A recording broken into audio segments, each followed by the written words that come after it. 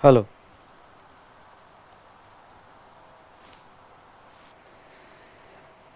सो दोस्तों, सबसे पहले तो हम रिवाइज कर लेते हैं।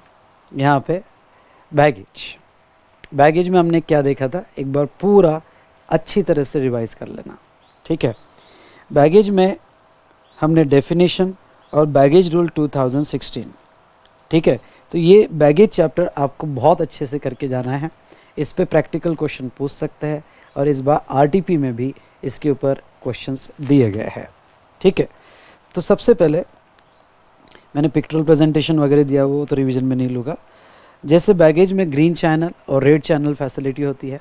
अगर कोई भी पैसेंजर इंडिया में आता है और उसको ऐसा लगता है कि उसके ध्यान से सुनना, उसको ऐसा लगता है कि उसके बैगेज में कोई ड्यूटेबल गुड्स है, लगता है मतलब उसको पता है कि ड्यूटेबल गुड्स है, तो वो रेड चैनल से जाएगा। अगर उसको ऐसा लगता है कि उसके बैगेज में कोई ड्यूटेबल गुड्स नहीं, तो ग्रीन चैनल से जाएगा। ग्रीन चैनल को क्रॉस करना, इसका मतलब ही ऐसा होता है कि उसके पास कोई ऐसा गुड्स नहीं जो सेल्फ डिक्लेरेशन के लिए हो। बैगेज की डेफिनेशन जो दी है सेक्शन 2(3) में, baggage includes unaccompanied baggage but does not includes motor vehicle. मतलब अनअकम्पनीड बैगेज होगी तो वो कवर किया जाएगा, पर मोटर व्हीकल कवर नहीं किया जाएगा। जनरल डेफिनेशन बैगेज की रहेगी, belongings with which one travel. मतलब आपके साथ जो जो लगेज होगी या जो भी बिलोंगिंग्स होंगे ट्रैवल करते वक्त, उसे बैगेज कहा जाएगा। बहुत इंपॉर्टेंट बात मैं ये कहने जा रहा हूँ कि बैगेज के केस में जो रेट है वो 35% plus 10% social welfare surcharge and A total 38.5% का रेट आपका बैगेज का आता है। लेकिन कुछ ऐसे गुड्स जो बैग्स में लाए, जो एनेक्शर 1 में है, आगे में पढ़ा होगा, एनेक्शर 1 में है, उसके ऊपर आपका कस्टम ड्यूटी रेट जो है, वो कस्टम ड्यूटी रेट यहाँ 100% प्लस 10% सोशल वेलफेयर सरचार्ज होता है।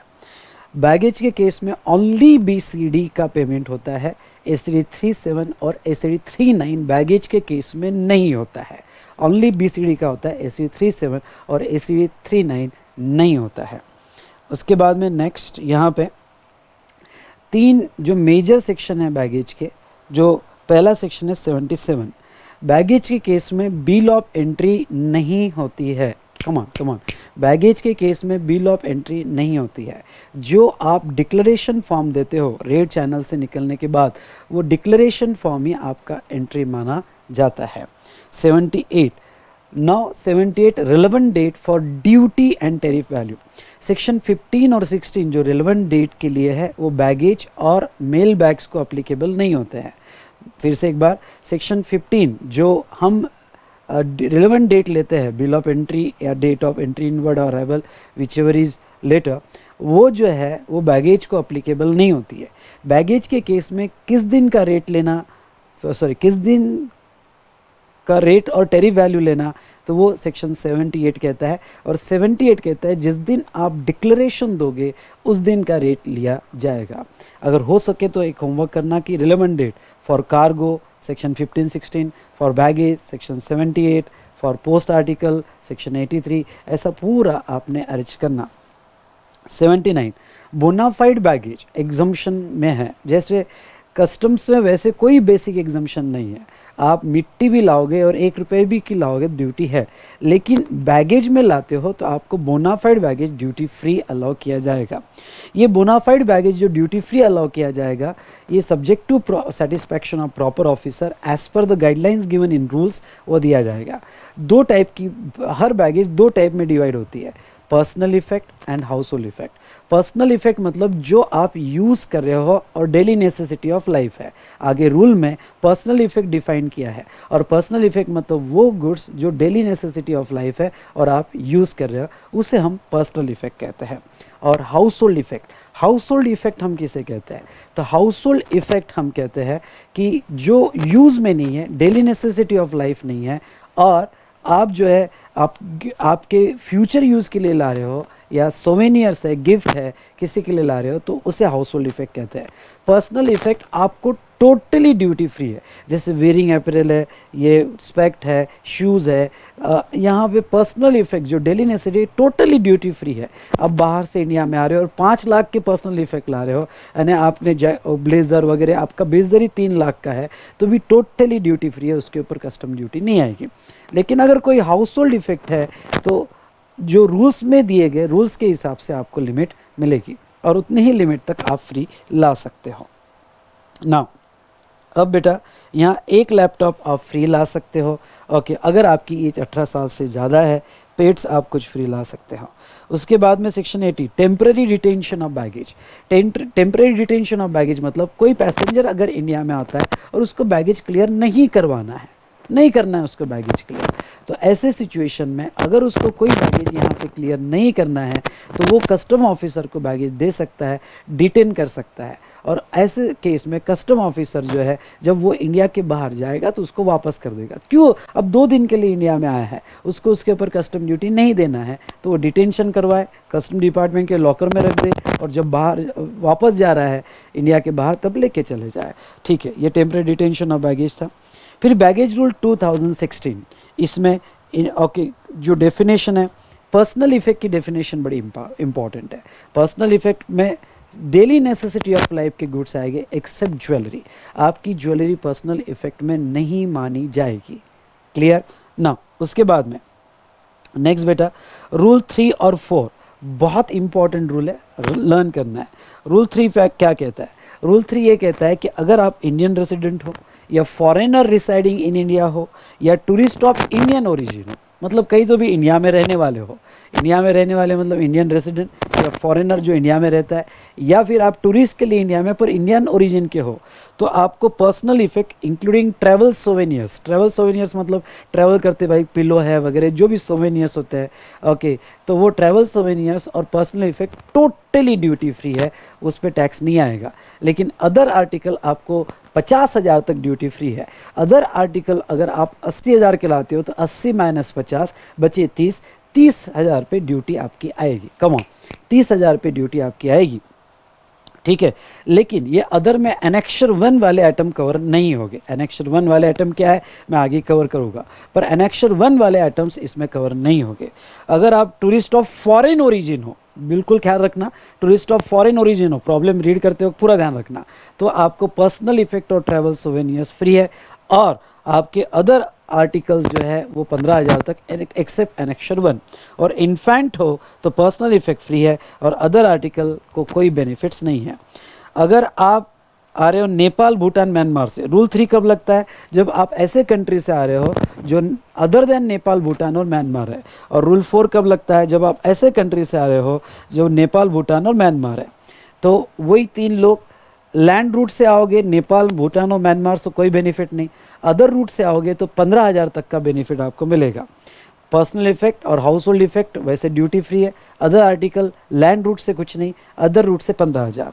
टूरिस्ट ऑफ फॉरेन ओरिजिन होगा, पर्सनल इफेक्ट और ट्रैवल सोवेनियर्स फ्री है। अदर आर्टिकल में यहाँ लैंड रूट से आओगे तो कोई बेनिफिट नहीं, अदर रूट से आओगे तो 15,000 का बेनिफिट है। और इन्फेंट को सिर्फ पर्सनल इफेक्ट के बेनिफिट दिए गए। पर रूल 3 और 4 दोनों में एनेक्शर 1 वाले आइटम्स जो है वो उसको 50,000 या 15,000 की लिमिट कंसीडर नहीं होगी। मतलब एनेक्शर 1 वाले आइटम कौन से? Fire arms. अभी एनेक्शर 1 वाले आइटम्स देखो, फायर आर्म्स होगा तो वो एनेक्शर 1 वाला आइटम्स कहा जाएगा। ओके, कार्ट्रिज होगी, फायर आर्म्स की कार्ट्रिज होगी। एक्सीडिंग 50, अब देखो एक्सीडिंग 50 मतलब क्या? 50 तक वो नॉर्मल आर्टिकल माना जाएगा, 50 तक वो नॉर्मल आर्टिकल माना जाएगा। तो आपको 50 कार्ट्रिज तक आपकी जो बेसिक एग्जम्पशन लिमिट है 50,000 या 15,000 ऊपर जो दी गई उसमें बेनिफिट मिल जाएगा। 50 के ऊपर वाला, कम ऑन, 50 के ऊपर वाला एनेक्शर 1 में माना जाएगा। समझ में आया? तो आपने अगर 55 कैटरेज लाई तो ऊपर जो 5 कैटरेज है वो एनेक्शर 1 वाला आइटम माना जाएगा।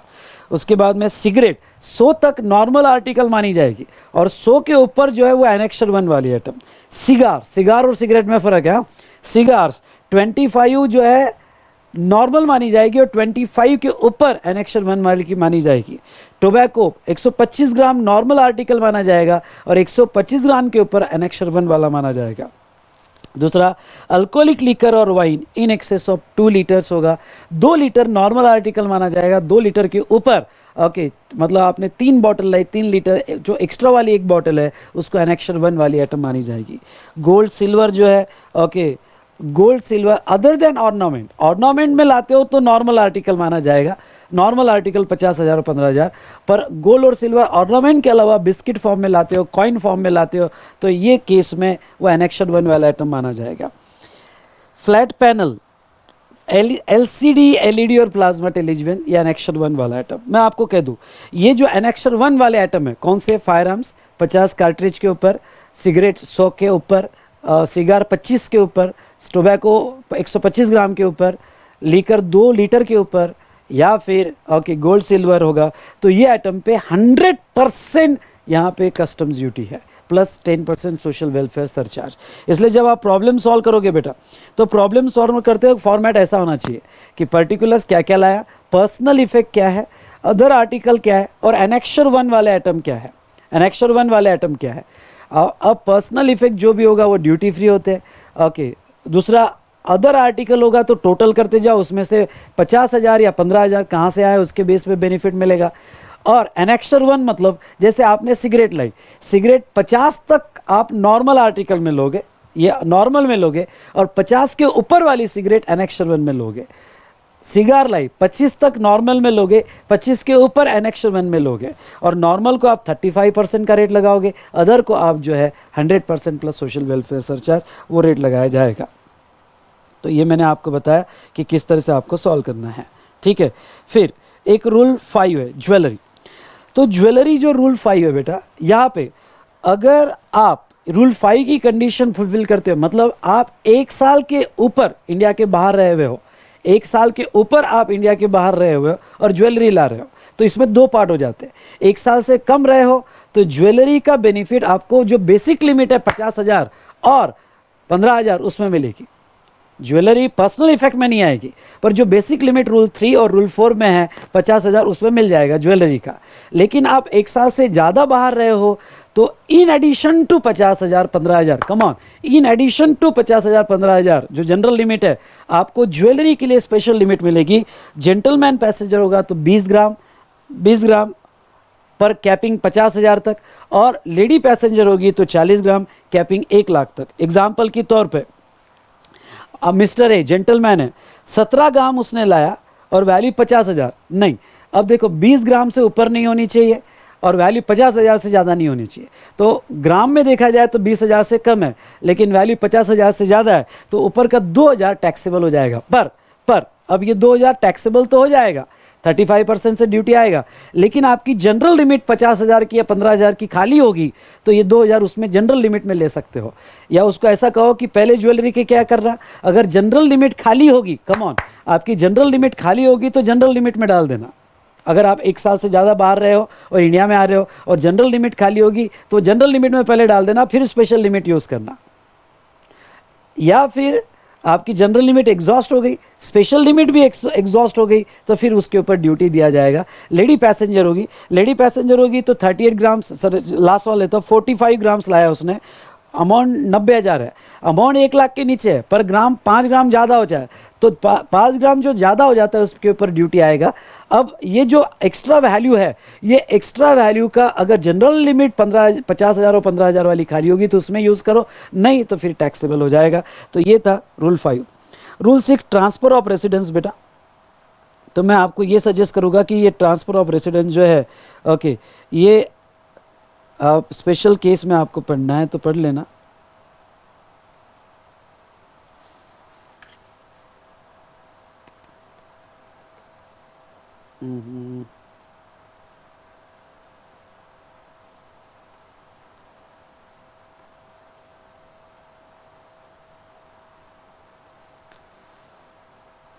ठीक है, तो प्रोफेशनल या ट्रांसफ़र ऑफ रेसिडेंस को ओके, तो ये एक बार रीड करके चले जाना कि प्रोफेशनल या ट्रांसफ़र ऑफ रेसिडेंस को क्या बेनिफिट है।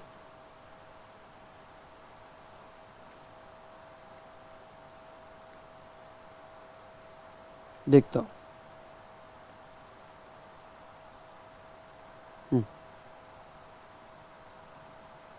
सॉरी,